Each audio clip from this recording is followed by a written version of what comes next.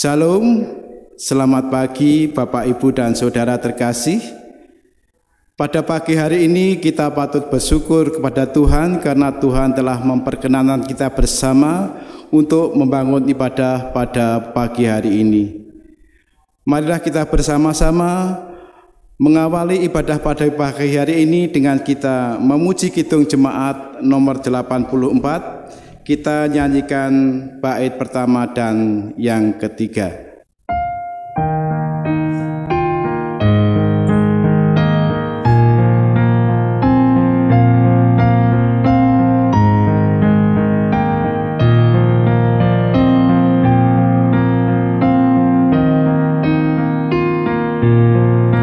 Ya Yesus, Dikau rindukan, liburkanlah batinku, seluruh hatiku terbuka menyambut kedatanganmu. Bahagia terang surgawi, Engkau harapan dunia. Terbitlah surya mahakasih dan jiwaku terangilah.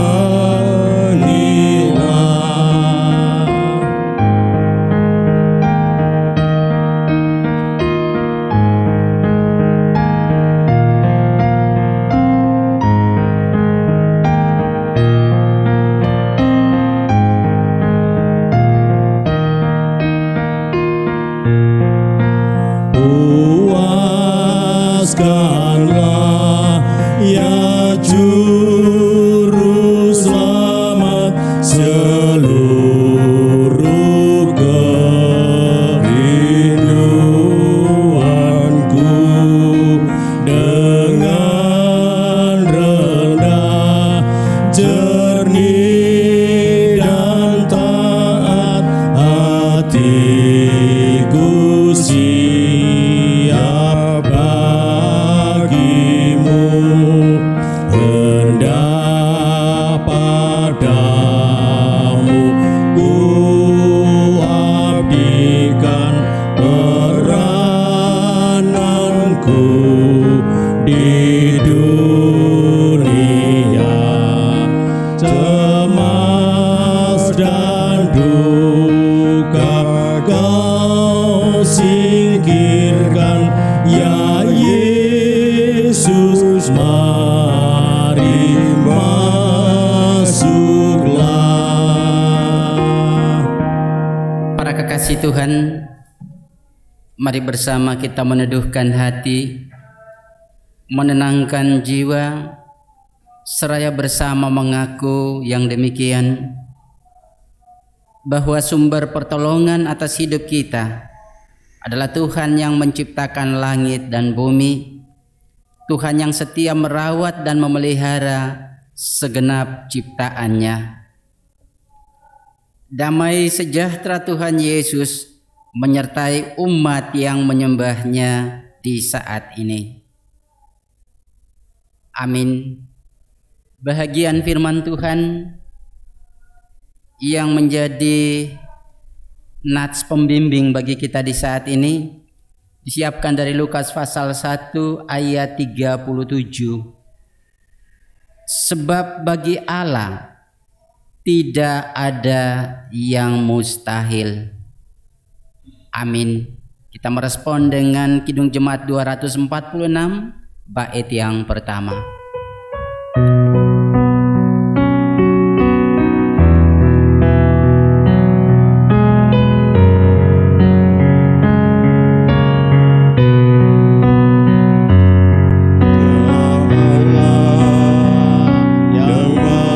Tinggi, Kau pencipta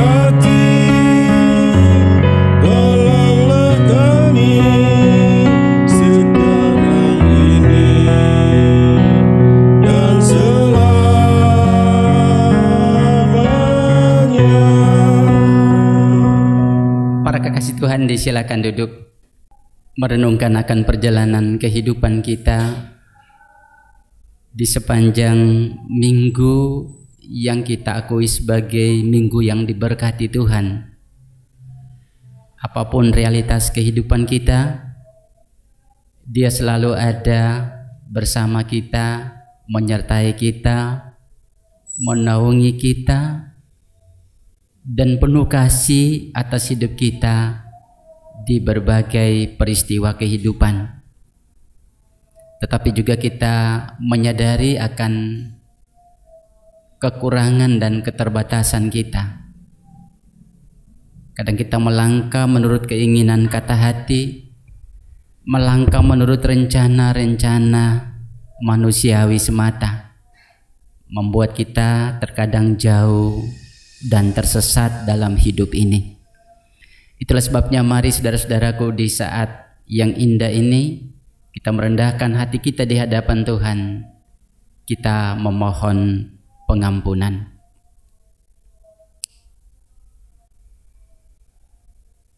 Kami tinggikan, kami muliakan dan kami agungkan nama-Mu, ya Allah, ya Tuhan kami, juga Bapa kami, yang setia memberkati kami, yang setia membersamai kami dalam setiap realitas kehidupan.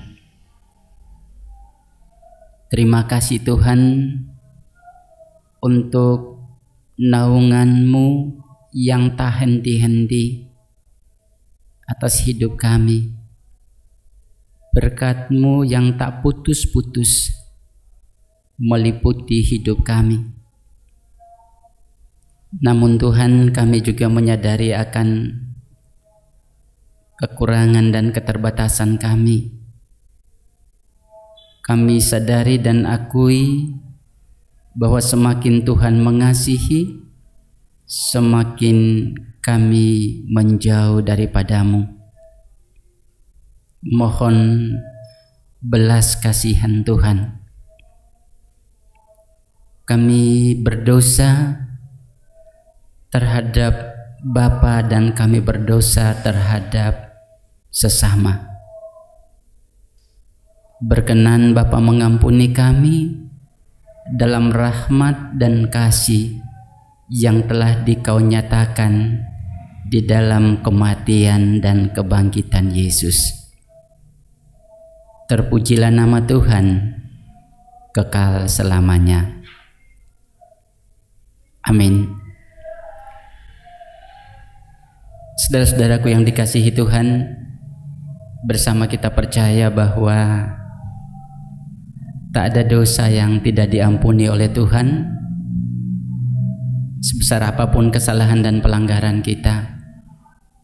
Ketika kita mengakui dengan tulus dan jujur di hadapan-Nya, maka Dia Tuhan yang setia mengampuni. Sebagai tanda sukacita kita untuk menerima berita pengampunan, saya mengundang jemaat untuk bersama-sama berdiri.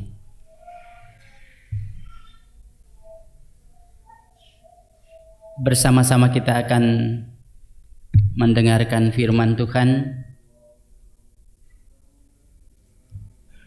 Kita juga nanti setelah mendengarkan berita sukacita, kita mempersiapkan respon dengan Kidung Jemaat 183 baitnya yang kedua. Demikian sabda Tuhan bagi kita. Tetapi Allah yang kaya dengan rahmat, oleh karena kasih-Nya yang besar yang dilimpahkan-Nya kepada kita, telah menghidupkan kita bersama-sama dengan Kristus, sekalipun kita telah mati oleh kesalahan-kesalahan kita.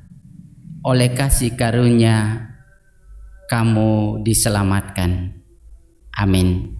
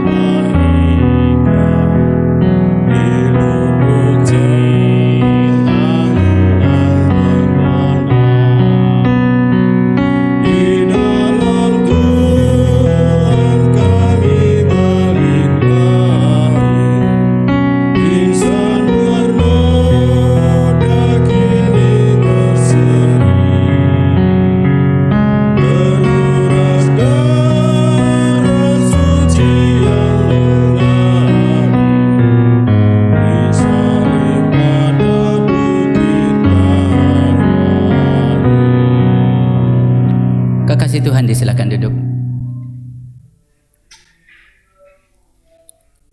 Kita bersama-sama akan mempersiapkan hati kita untuk menerima sabda Tuhan.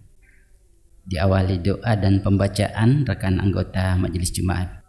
Firman Tuhan sebagai dasar di dalam renungan kita pada ibadah hari ini dari Injil Lukas 1 ayat 26 sampai dengan 38. Namun sebelum kita membaca dan merenungkan firman Tuhan, baiklah bersama kita satukan hati, kita mohon kepada Tuhan melalui doa.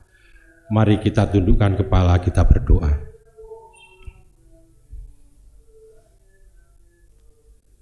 Ya Tuhan, sungguh kami mengucap syukur dan terima kasih untuk hari yang baru yang Engkau berikan kepada kami pada hari ini, di mana hari demi hari Engkau yang senantiasa akan memelihara kehidupan kami di dalam anugerah-Mu,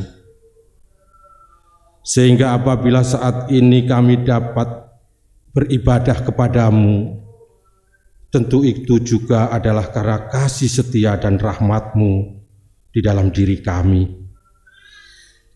Allah Bapa yang Maha Baik, Engkau sudah memerintahkan kepada kami untuk senantiasa belajar dan memeriksa akan kitab suci-Mu, karena memang dari dalamnya kami akan dapat mengetahui akan jalan keselamatan dan hidup yang kekal. Oleh karenanya ya Bapa, kiranya Engkau penuhi kami dengan Roh-Mu yang kudus, untuk kami dapat mengerti akan arti firman-Mu. Terlebih Engkau mampukan kami untuk dapat menghidupi firman-Mu di dalam kehidupan kami sehari-hari. Bapak Pendeta Musa Samuel Hurulean, sebagai saluran berkat atas pengajaran firman-Mu, kiranya Engkau kuasai dengan Roh Kudus-Mu sesempurnanya. Terima kasih ya Tuhan, berfirmanlah, karena kami siap mendengar dan menghidupi firman-Mu. Kami berdoa dan memuliakan diri-Mu di dalam nama Yesus Kristus, Tuhan dan Juru Selamat kami. Amin.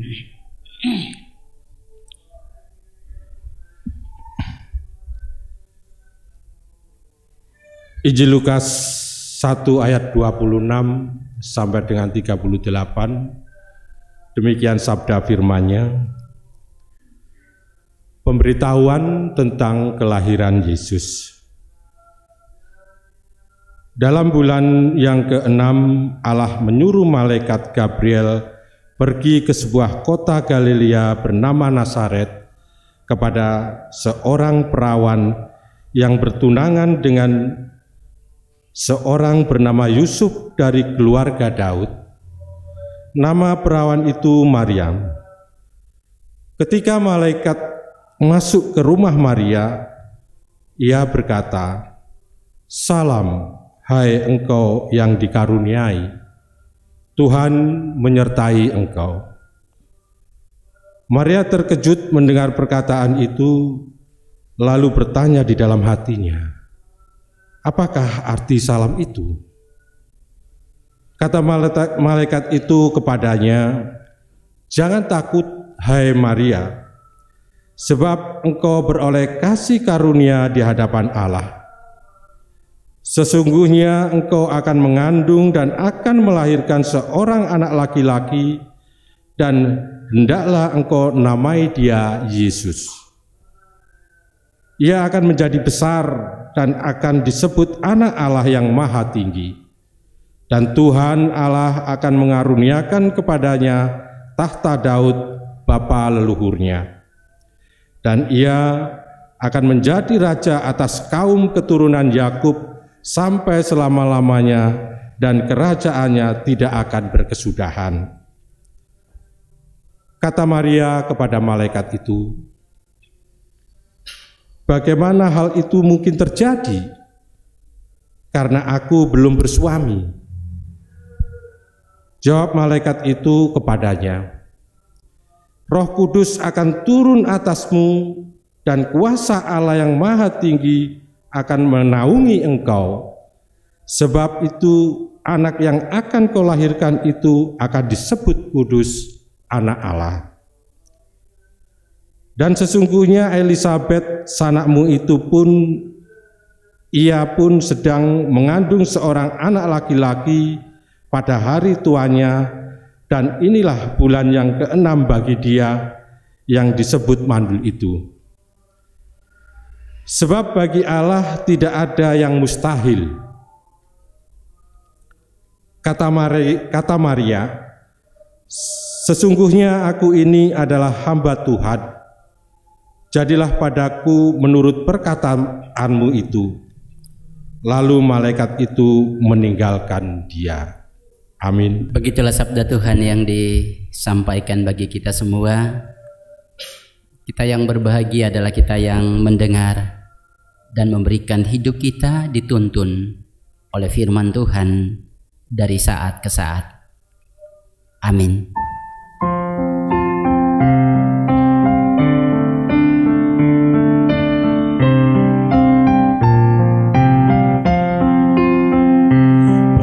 Bersabdalah Tuhanku, tetap di relung hatiku,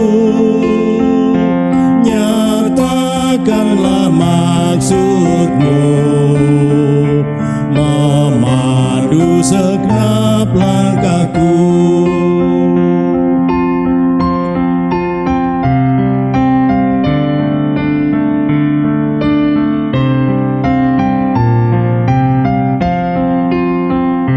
Firman-Mu ya Tuhanku, setiap saat ku perlu, dan jadilah suluhku, sehingga hatiku teguh.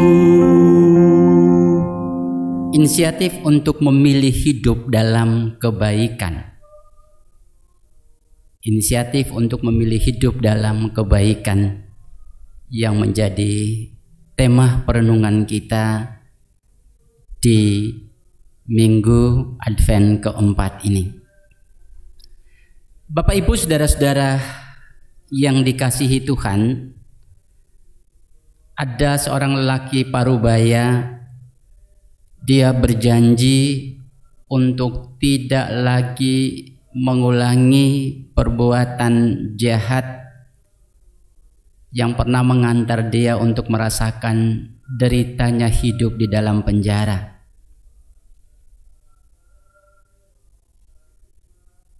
Dia berkomitmen untuk melakukan kebaikan dengan cara seminimalisir mungkin. Dia berupaya tidak terjadi interaksi dengan orang lain, sebab semakin tidak berjumpa dengan orang lain, maka pikiran atau tindakan kejahatan itu semakin dihindari.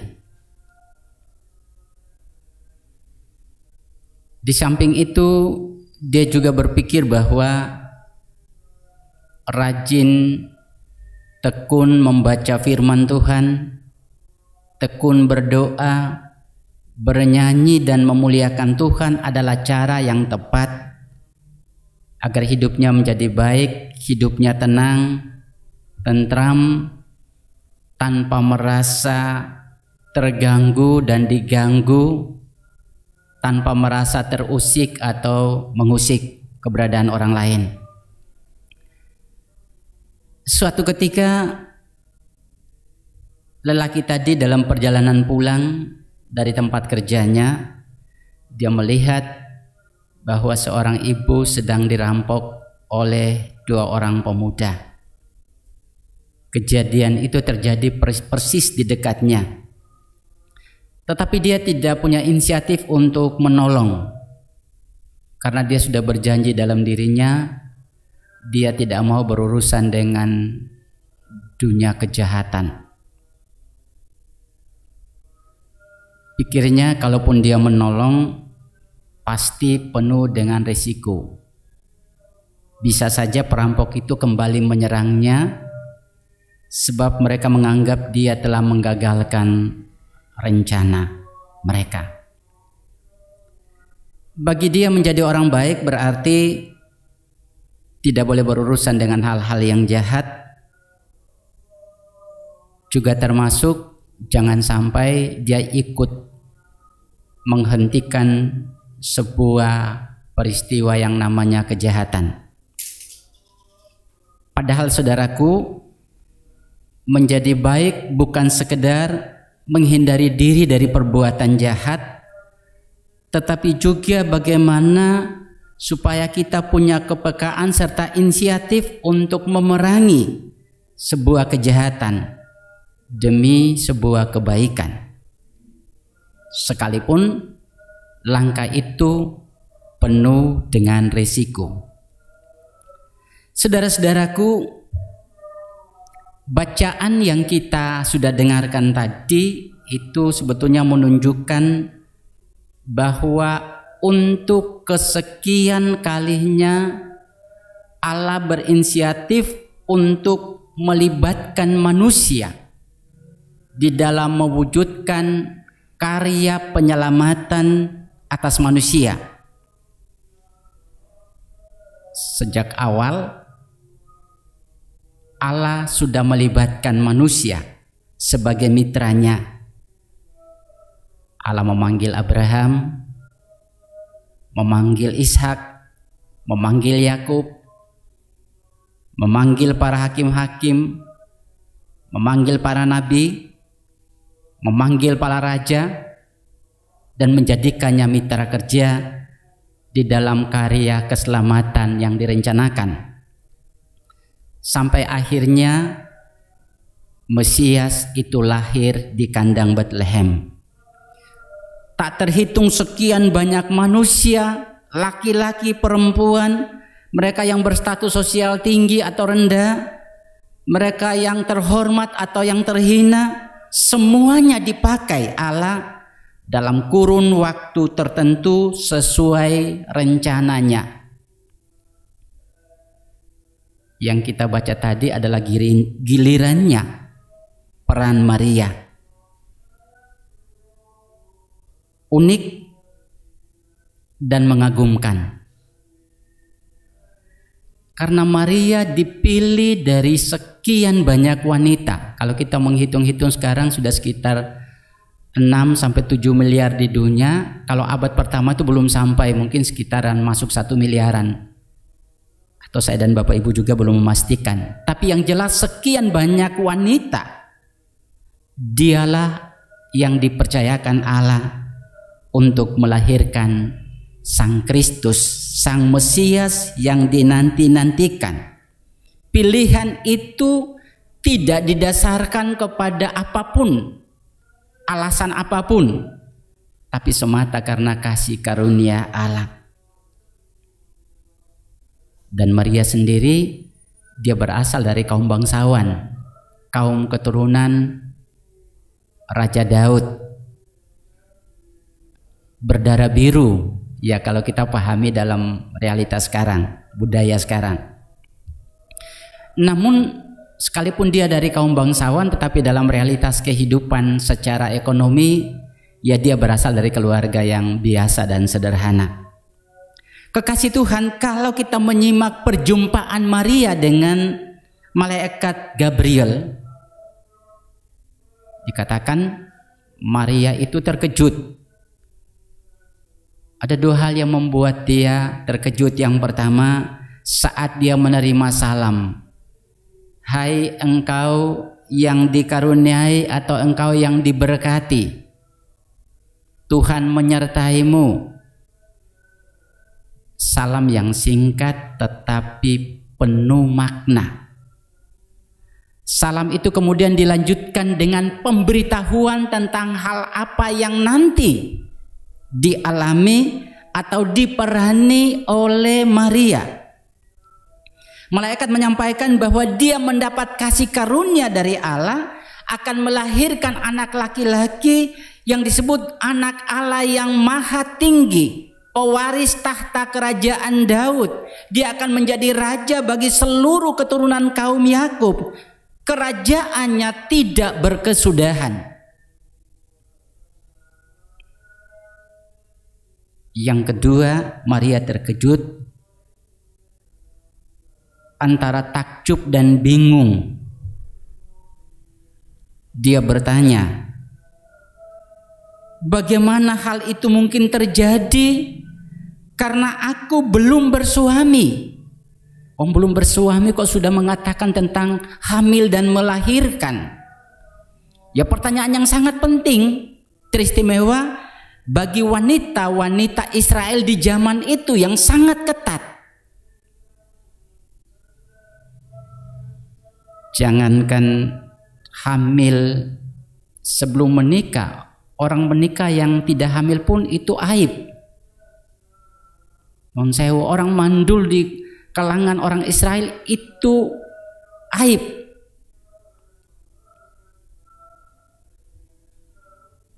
Kalau hamil di luar nikah, ini risikonya besar.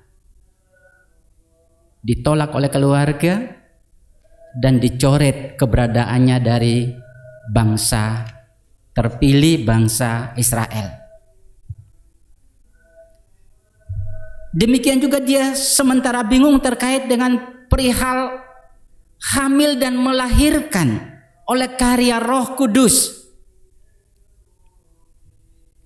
Tetapi kebingungan itu kemudian terjawab ketika malaikat Tuhan memberitahukan bahwa Elisabeth saudaramu yang mandul itu sekarang hamil dan usia kehamilannya sudah memasuki bulan ke-6.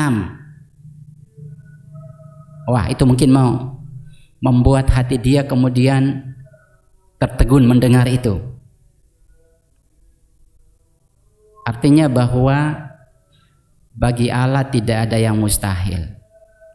Dia membayangkan yang mandul bisa menjadi hamil karena karya Allah. Saudara kekasih, kalau kita mencoba memahami keberadaan Maria, dia berada pada posisi yang cukup berat. Gampang susah, senang tapi susah. Karena di satu sisi dia penuh sukacita karena mendapat penghargaan dari Allah dari sekian banyak wanita. Dialah yang mendapat kasih karunia dari Allah.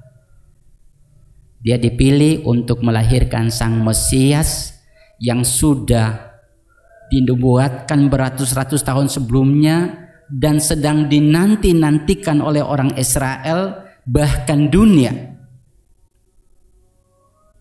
Itu senang. Tetapi di sisi lain dia harus bersiap-siap untuk menerima tuduhan sebagai wanita aib karena hamil di luar pernikahan.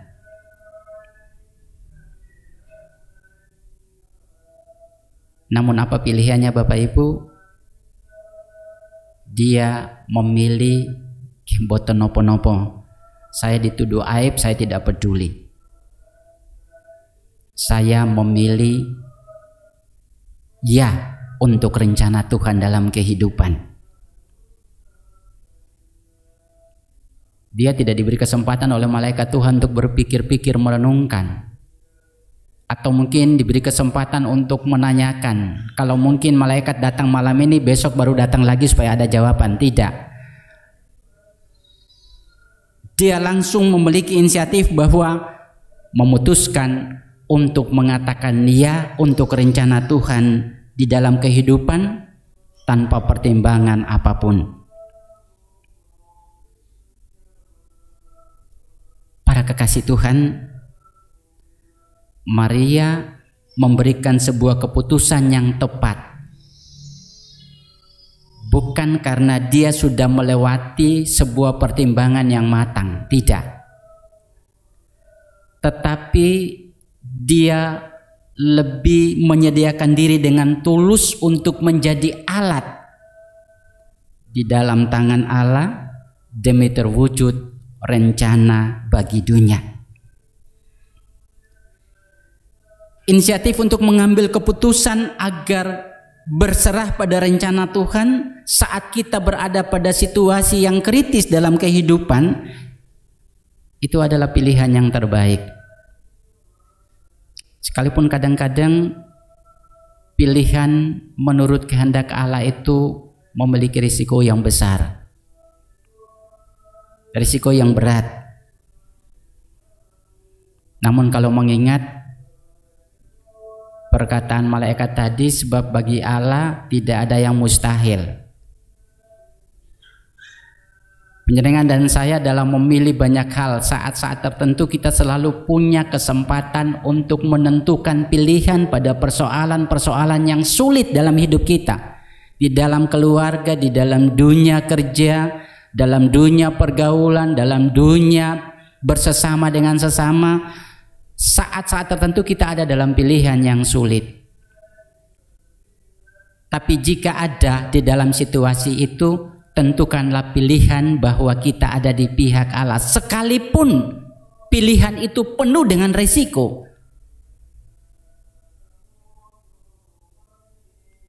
Sadrak, Mesak, dan Abednego, mereka bersama-sama dengan Daniel adalah pemuda-pemuda yang cerdas yang diikutkan dalam pembuangan Israel, dalam hal ini Yehuda. Mereka ikut dibuang ke Babel. Ketika mereka ada di sana, khusus bagi mereka bertiga, Sadrak, Mesak, dan Abednego, mereka diperhadapkan dengan pilihan yang sulit. Ada penegasan dari Raja Nebukadnezar bahwa setiap warga yang ada di bawah jajahannya harus menyembah patung buatan Raja Nebukadnezar. Jika tidak menyembah, maka kematian akan terjadi padanya.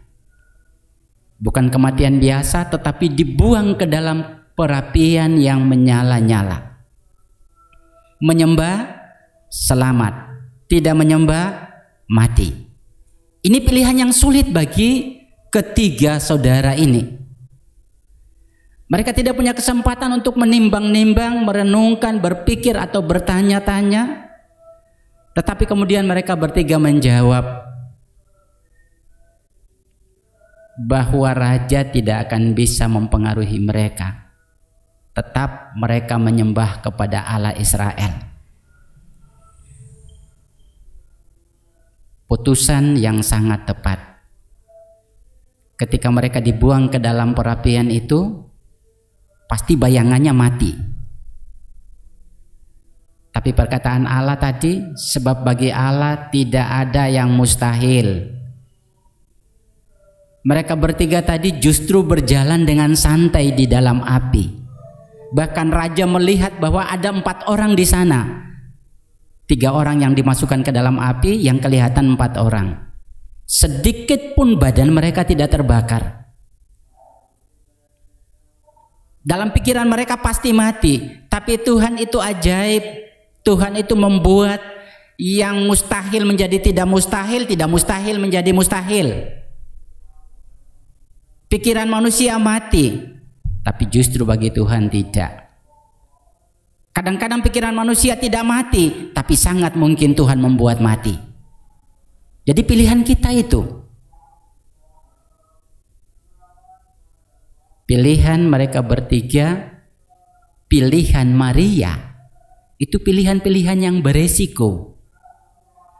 Tetapi pilihan itu membuka peluang dan kemungkinan untuk manusia menyaksikan keajaiban, mujizat, dan kemuliaan Allah yang terjadi melalui dirinya. Saya dan Bapak Ibu dalam kehidupan ini tentunya banyak kita menginginkan adanya mujizat, pingin kemuliaan Tuhan nyata dalam hidup kita, pingin ada keajaiban Tuhan terjadi dalam setiap peristiwa-peristiwa berat dalam kehidupan kita. Pilihlah yang beresiko, karena ketika kita memilih jalan yang beresiko, maka peluang terciptanya keajaiban itu terlalu besar bagi hidup kita. Kalau penyerangan dan saya memilih yang biasa-biasa saja, ya hidup kita akan biasa sampai akhir hidup. Dan kita tidak menikmati iman itu secara luar biasa. Tapi ketika kita mau memilih pilihan yang beresiko, maka Dia Tuhan yang sanggup membuat kita entah mati atau hidup, tapi melewati hidup kita. Namanya dipermuliakan. Ketika kita mengambil inisiatif untuk memilih pilihan yang berisiko, yaitu di jalan Tuhan, maka kita punya kesempatan untuk iman kita bertumbuh dan juga menunjukkan bahwa dengan kesetiaan yang tulus kita menjadikan diri kita untuk terwujudnya rencana Allah bagi dunia di mana kita dipanggil dan hidup.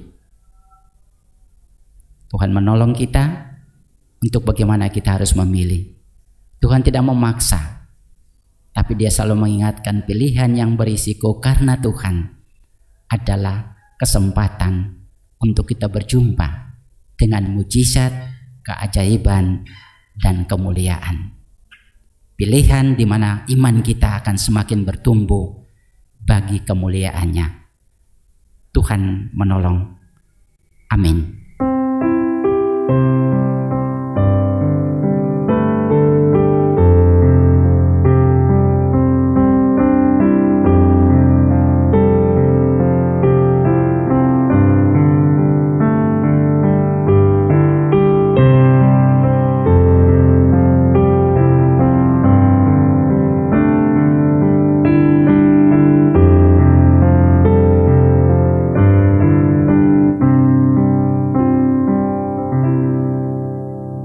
Kekasih Tuhan, mari kita bersama-sama mempersiapkan diri kita bersama dengan semua orang percaya di segala abad dan tempat.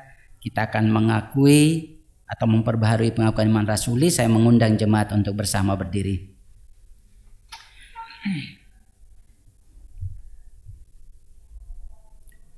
Aku percaya kepada Allah Bapa yang Maha Kuasa, Khalik langit dan bumi, dan kepada Yesus Kristus, anaknya yang tunggal Tuhan kita, yang dikandung daripada Roh Kudus, lahir dari anak darah Maria, yang menderita di bawah pemerintahan Pontius Pilatus, disalibkan, mati dan dikuburkan, turun ke dalam kerajaan maut. Pada hari yang ketiga, bangkit pula dari antara orang mati, naik ke surga, duduk di sebelah kanan Allah, Bapa yang Maha Kuasa, dan akan datang dari sana untuk menghakimi orang yang hidup dan mati. Aku percaya pada Roh Kudus, gereja yang kudus dan persekutuan orang kudus, pengampunan dosa, kebangkitan daging, dan hidup yang kekal. Amin. Jemaat disilakan duduk.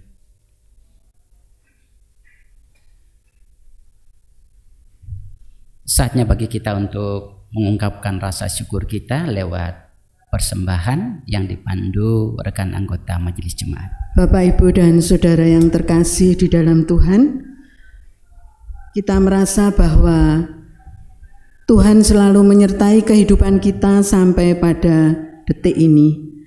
Oleh karena itu, karena Tuhan telah memberi kekuatan, kesehatan, berkat, rezeki, dan berkat-berkat yang lain, selayaknya kita mengaturkan puji syukur melalui persembahan yang akan kita lakukan bersama-sama. Dan persembahan pada pagi hari ini dilandasi dari Amsal pasal 11 ayat 24 dan 25 yang demikian firman Tuhan. Ada yang menyebar harta tetapi bertambah kaya. Ada yang menghemat secara luar biasa namun selalu berkekurangan. Siapa banyak memberi berkat, diberi kelimpahan. Siapa memberi minum, ia sendiri akan diberi minum. Amin.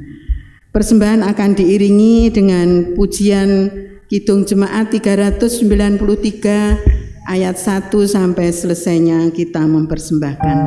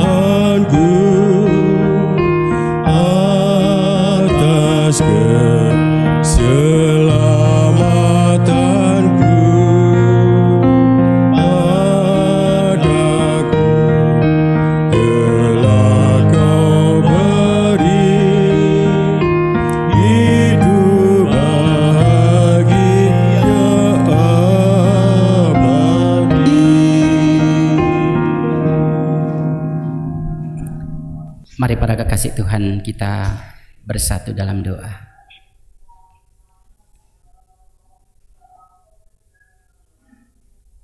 Maha Kudus, Allah Bapa yang bertahta dalam kerajaan surga,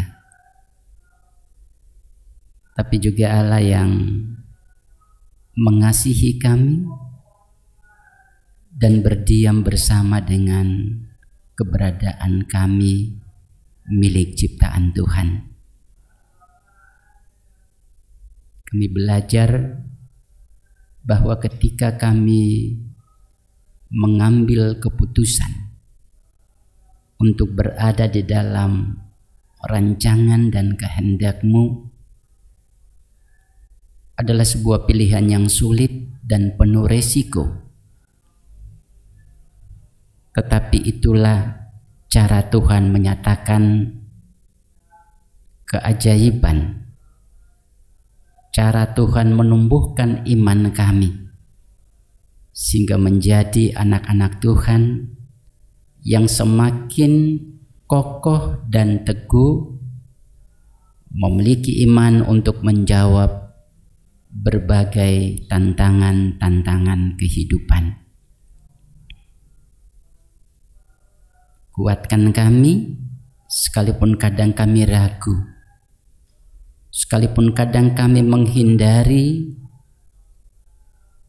pilihan-pilihan yang berisiko, sekalipun kadang kami hanya memikirkan kepentingan kami, sekalipun kami hanya ingin menyenangkan hati kami. Tapi Tuhan tolong supaya kami dimampukan untuk memikirkan jalan Tuhan dan menyenangkan hati Tuhan dengan pilihan dan keputusan setiap kami, apapun terkait dengan persoalan-persoalan kehidupan. Terima kasih Tuhan, kami percaya Engkau menguatkan kami untuk melakukan bagi kemuliaan nama Tuhan. Terima kasih Tuhan, bersama kami melewati malam yang penuh dengan kegelapan. Tuhan izinkan kami ada di hari baru.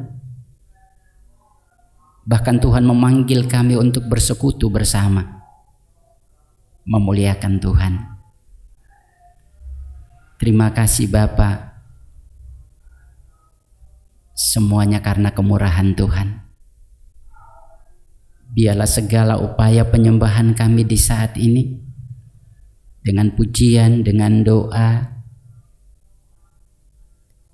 dengan mendengarkan firman Tuhan, semakin menguatkan kami untuk hidup di tengah-tengah tantangan dan keprihatinan yang sedang kami rasakan. Kami juga mohon ampun manakala dalam membangun penyembahan ini ada yang tidak berkenan. Anak-anak Tuhan di lingkup Gereja Kristen Jawi Wetan dan khusus Jemaat Pare, bahkan anak-anak Tuhan yang beribadah di saat ini merindukan kekuatan daripadamu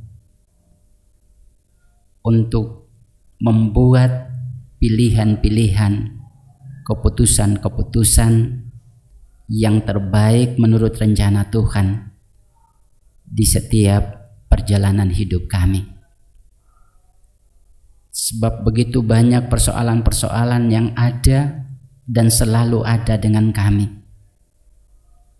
baik kami sebagai pribadi, keluarga, persekutuan, maupun kehidupan dengan saudara-saudara kami sebangsa dan setanah air.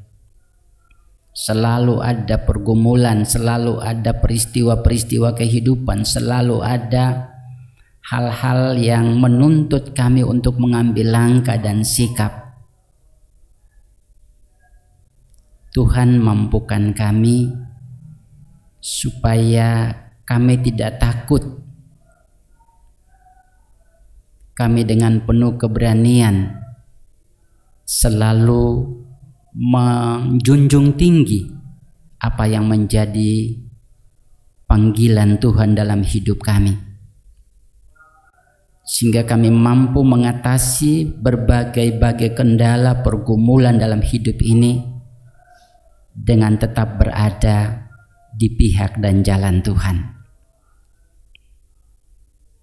Kami percaya kami akan diberkati dengan putusan-putusan untuk berada bersama dengan Tuhan dalam kondisi apapun. Kami berdoa biar Tuhan memberkati bangsa dan negara kami. Tuhan sangat tahu apa yang sedang terjadi di tengah-tengah bangsa kami. Kami sedang berada dalam sebuah keprihatinan hidup karena adanya pandemi COVID-19 dengan berbagai dampak yang sungguh-sungguh menyusahkan keberadaan kami. Namun kami percaya bahwa Tuhan akan memampukan kami untuk belajar mengerti, belajar memahami sisi-sisi positif dari pandemi yang sangat mencemaskan. Biarlah kami belajar bangkit untuk selalu melakukan hal-hal yang terbaik yang patut kami lakukan untuk diri kami, untuk keluarga, dan untuk kehidupan bersama sebagai anak-anak bangsa. Tuhan tolong pemerintah kami dengan hikmat dan pengertian, dengan kekuatan dan kesabaran, dengan roh dan semangat yang datang dari Tuhan. Lengkapi pemimpin-pemimpin kami, presiden dan para menteri, gubernur, bupati, wali kota, para camat, kepala kelurahan, kepala desa, RT, dan seterusnya.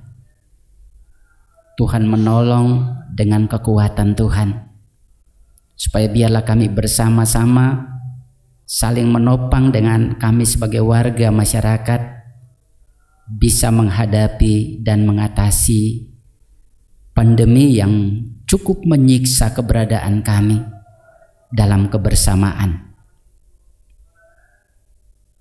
Tuhan tolong semua anak-anak bangsa ini untuk berpikir positif, menjunjung tinggi nilai-nilai kebersamaan, saling menghargai satu dengan yang lain dalam kepelbagaian. Tuhan, sadarkan kami agar kami tidak merasa benar sendiri, baik sendiri yang utama, tapi biarlah kami belajar untuk menghargai bahwa Tuhan sajalah yang utama dan penting di atas segala ciptaannya.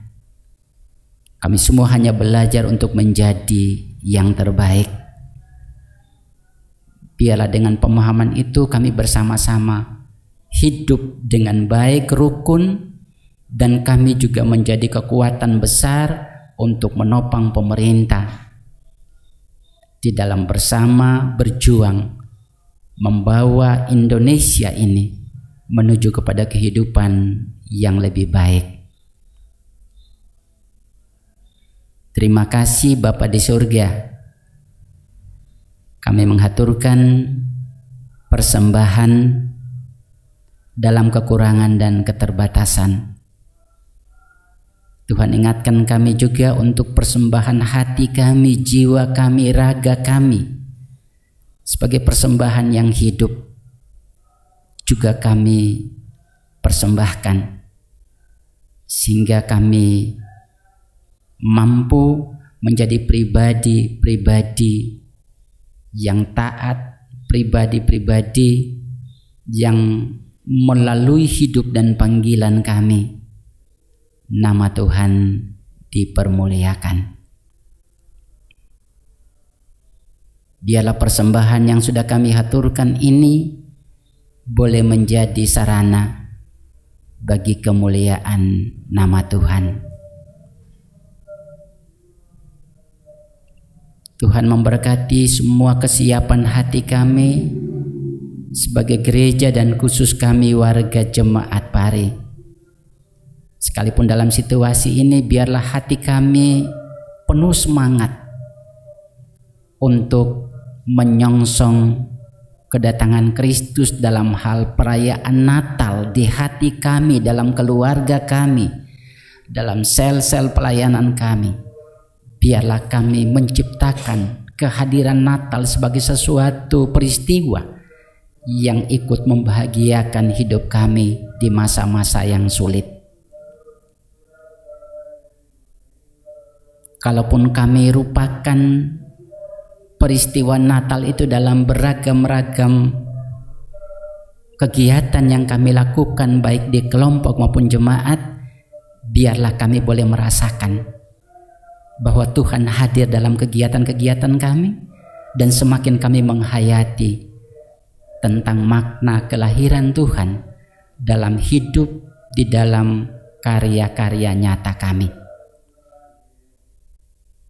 Suasana pandemi ini tidak menghalangi kesukacitaan kami untuk memuliakan dan menantikan kedatangan-Mu. Begitu Tuhan doa dan permohonan kami. Tuhan mendengarkan kami, dan Tuhan akan menyempurnakan permohonan kami di saat ini. Karena kami imani, kami akui sungguh jauh dari sempurna. Kami akan kembali ke tempat kami masing-masing. Biarlah Tuhan menolong dan membersamai kami. Dalam Kristus Yesus, Tuhan yang mengajar kami berdoa dengan pujian.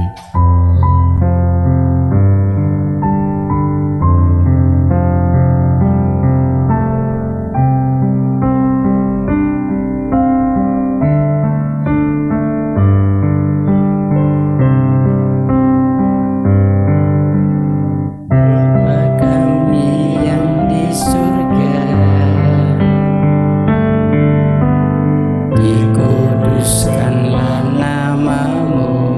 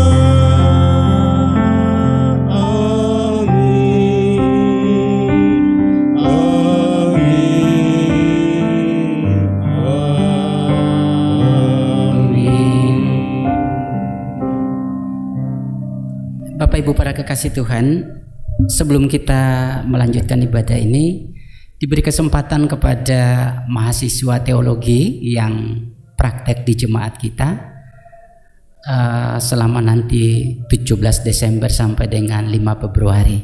Ini akan memperkenalkan diri bagi jemaat. Disilakan Mbak. Shalom Bapak Ibu.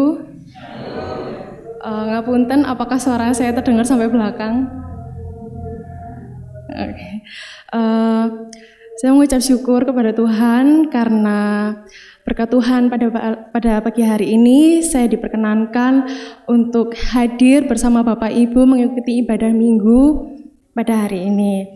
Dan saya mengucapkan terima kasih kepada Pak Pendeta, para majelis, dan seluruh warga jemaat di GKJW Pare ini karena telah bersedia menerima saya untuk belajar praktek kejemaatan atau stase 1 di sini. Perkenalkan, nama saya Gabriela Dewanti Alvitama. Bapak Ibu bisa memanggil saya Gebi atau Ella.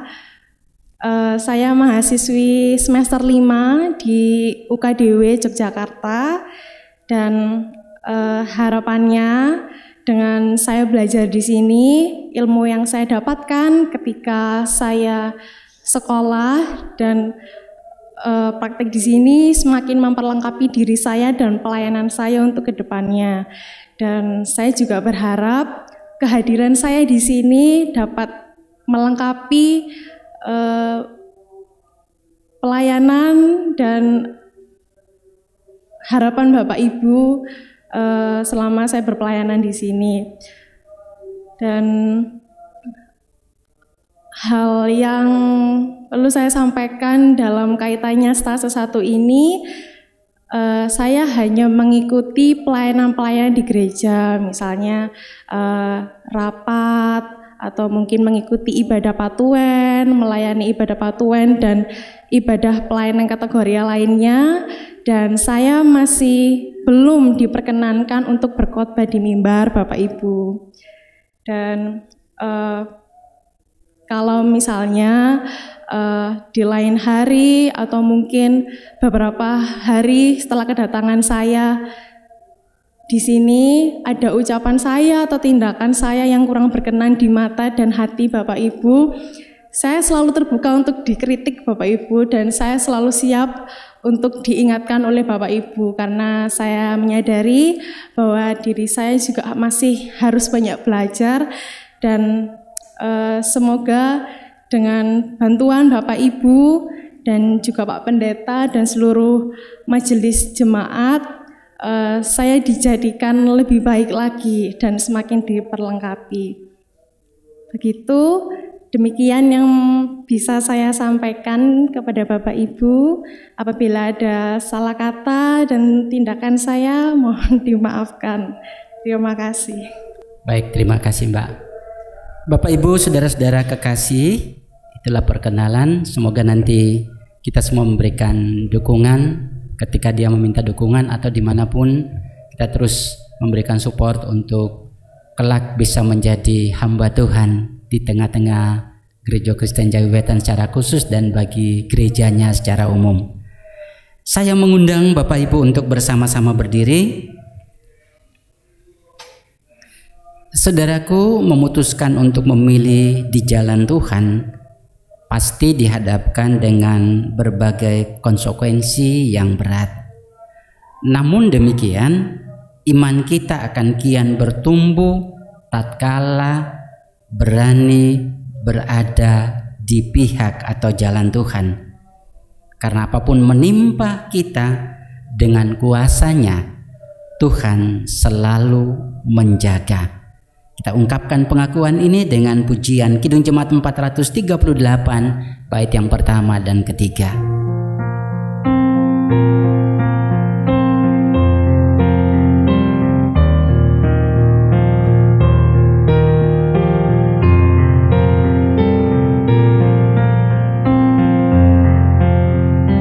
Apapun juga menimbamu,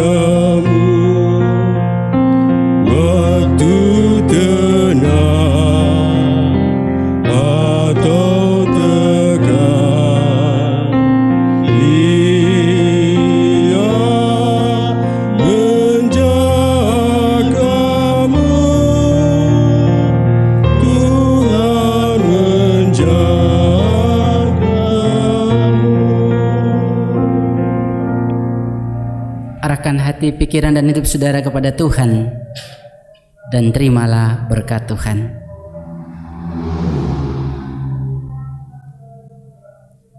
Allah memelihara hidupmu dengan kekayaan anugerah-Nya. Tuhan Yesus mendamaikan dengan kekuatan kasih-Nya. Roh Kudus menuntun dan menghibur umat-Nya dalam segala perkara dan peristiwa kehidupan, sekarang dan selamanya. Amin.